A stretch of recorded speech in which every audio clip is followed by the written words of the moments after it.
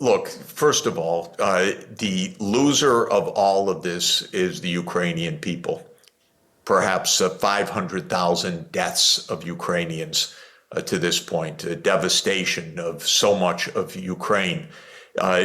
This is largely at the behest of the United States, because when an agreement between Russia and Ukraine was tentatively reached in Ankara in March 2022, based on one principle that will end this war, Ukraine's neutrality, the U.S. swooped in, Boris Johnson swooped in, said, don't take it, you'll win.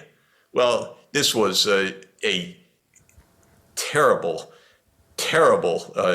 advice, but a piece of advice, but it was also a dreadful, awful miscalculation. Right. Several 100,000 more deaths in Ukraine of Ukrainians because of that decision, without question. Of course, it's an utter tragedy. Ukraine is often losing more than 1,000 people to dead and wounded every day right now on the battlefield. Russia's military superiority in the air and artillery is very clear. It's the U.S. that keeps pushing them to fight to the last Ukrainian, as that dreadful, ironic phrase puts it. But there's accuracy to it. It's the U.S. No, take our arms. Keep fighting, keep dying. Instead of negotiating a basic point.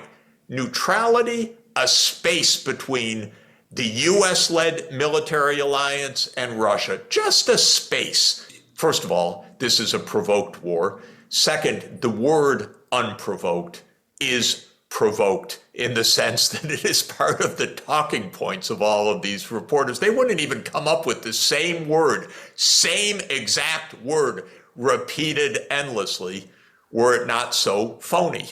So this is a war that had many provocations. It was a war that could easily have been avoided. When I say many provocations, it goes back to the U.S. plan to expand NATO to Ukraine and Georgia, back to the 1990s to Zbig Brzezinski, contrary to promises that were made at the end of what we thought was the end of the Cold War, I should say.